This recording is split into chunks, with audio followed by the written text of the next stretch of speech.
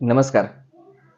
आजच्या व्हिडिओमध्ये आपण जे प्लॉट लोन घेतो, होम लोन घेतो, बिझनेस लोन घेतो, ह्या सर्व लोनमधून आपण डेट फ्री अर्ली शॉर्ट टर्ममध्ये कसं आपण झालं पाहिजे ते आपण डिस्कस करणार आहोत. आणि हा व्हिडिओ घेण्यामागचा आणखी दुसरा एक पर्पज असा होता की पाठीमागच्या व्हिडिओला आमच्या एका फॉलोअरनी कमेंट केली होती की सर मला जमीन घेण्यासाठी लोन घ्यायचे आहे.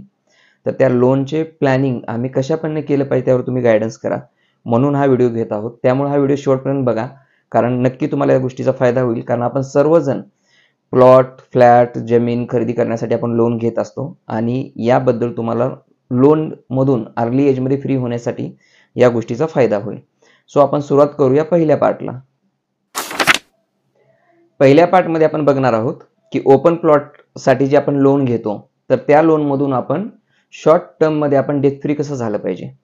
सो एक एक्झाम्पल घेऊया की समजा तुम्हाला 40 लाख रुपयाची जागा घ्यायची आहे. आता त्यामध्ये तुम्ही 10 लाख रुपये डाऊन पेमेंट केलं, 30 लाख रुपयाचं कर्ज केलं. ते कर्ज घेतलं तुम्ही समजा 9.5% इंटरेस्टनी. त्याची टर्म घेतली आपण 15 वर्ष, तर सरासरी तुम्हाला महिन्याला 31,000 रुपये EMI येतो. हे तुम्हाला भरायचे तर 15 वर्ष, बरोबर. पण तुम्हाला 15 वर्षापर्यंत एवढं लोन ठेवायचं नाहीये. त्यावर एक मी तुम्हाला दुसरा बेस्ट ऑप्शन सांगतो. जिथं तुम्ही 31,000 रुपये EMI भरणार आहात तिथे तुम्हाला 19,000 रुपये SIP ला ऍड करायचे आहेत. म्हणजे 31,000 आणि 19,000 महिन्याला 50,000 म्हणून EMI म्हणूनच तुम्हाला बाजूला काढायचे आहेत. 31,000 रुपये लोनला जातील, 19,000 रुपये SIP ला जातील.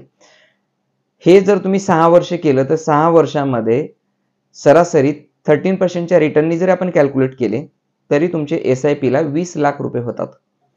म्हणजे 6 वर्षामध्ये तुम्ही लोनची अमाऊंट प्रिन्सिपल मी समजतो की 10 लाख रुपये तुमचं नील झालेलं असेल तर त्या कंडिशनला 20 लाख रुपये SIP मधले येतात आणि अशा पद्धतीने तुम्ही 6 वर्षामध्ये तुम्ही तुमचं जे प्लॉटचं लोन आहे ते पूर्णपणे नील तुम्हाला करता येतं.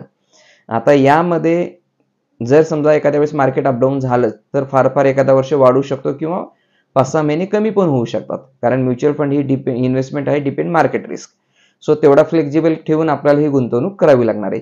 जर तुम्ही हे प्लॅनिंग केलं तर तुमचा जो काही EMI 15 वर्षाचा होता तो EMI तुम्हाला 6 ते 7 वर्षांमध्येच लोन नील करता येईल. या सेकंड पार्टमध्ये बघणार आहोत आपण जे सध्या आपण फ्लॅटसाठी लोन घेतो तर त्यामध्ये आपली टर्म 25 वर्ष 30 वर्ष राहते. या टर्म मधून तुम्हाला शॉर्ट टर्म मध्ये जर डेट फ्री व्हायचं असेल तर तुम्ही ही स्टेप फॉलो करा. एक एक्झाम्पल घेऊया. समजा एका व्यक्तीने फ्लॅट घेतलाय 85 लाख रुपयाला. त्यामध्ये त्यांनी डाऊन पेमेंट केले 15 लाख रुपये. 70 लाख रुपयाचे त्या व्यक्तीने लोन घेतलेला आहे. त्याचा EMI सरासरी 7.8 या इंटरेस्ट रेटनी कॅल्क्युलेट केला तर तो 53,000 रुपये दर महिन्याला जाणार आहे. आता 53,000 मध्ये काही पार्ट प्रिन्सिपल जाणार आहे, काही इंटरेस्ट जाणार आहे. पण सुरुवातीच्या काळामध्ये मॅक्झिमम पार्ट हा इंटरेस्ट जातो, प्रिन्सिपल कमी जातं.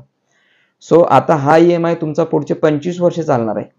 आता आपल्याला हे लोन 10 ते 12 वर्षामध्ये नील करता येईल का? हो, 100% नील करता येईल. त्यासाठी आपल्याला काय करायचे तर 17,000 रुपये दर महिन्याला लोनचा EMI म्हणून SIP मध्ये ऍड करायचे येतं. म्हणजे दर महिन्याला तुमची टोटल अमाऊंट किती जाईल? 70,000 रुपये. 53,000 रुपये लोनला EMI जाईल आणि 17,000 रुपये तुमचे SIP ला जातील. 12 वर्षानंतर सरासरी 13% इंटरेस्टने जर कॅल्क्युलेट केलं तर SIP ची अमाऊंट होते 56 लाख रुपये. मी असं समजतो की 12 वर्षामध्ये तुमचा 14 लाख रुपयाची प्रिन्सिपल अमाऊंट गेली तरी तुमचं लोन 12 वर्षामध्ये नील होईल. जर तुमच्या EMI मधून प्रिन्सिपल अमाऊंट जास्त गेलेली असेल तर ती लोन तुमचं 10 वर्षातच नील होईल. जर ही स्टेप तुम्ही फॉलो केली तर तुमच्या घराच्या कर्जाच्या डेप्थ मधून तुम्ही 10 ते 12 वर्षामध्येच डेट फ्री होऊ शकता. कारण ही गोष्ट आता खूप महत्त्वाची आहे. दर 10 वर्षांनी 12 वर्षांनी एक नवीन टेक्नॉलॉजी येते आणि कित्येक लोक जॉबलेस होतात. त्यामुळे आज भरपूर लोक कर्जाच्या टेन्शनमुळे किंवा जॉब्स निघून जाण्याच्या टेन्शनमुळे आज स्ट्रेसमध्ये सर्वाइव्ह करत आहेत. त्यामुळे हा व्हिडिओ मॅक्झिमम लोकांना शेअर करा जेणेकरून त्यांना डेप्थमधून शॉर्ट टर्ममध्ये डेट फ्री होण्यासाठी बेनिफिट होतील. आणि तुम्ही जर नवीन असाल तर चॅनलला नक्की सबस्क्राईब करा, मॅक्झिमम लोकांना शेअर करा.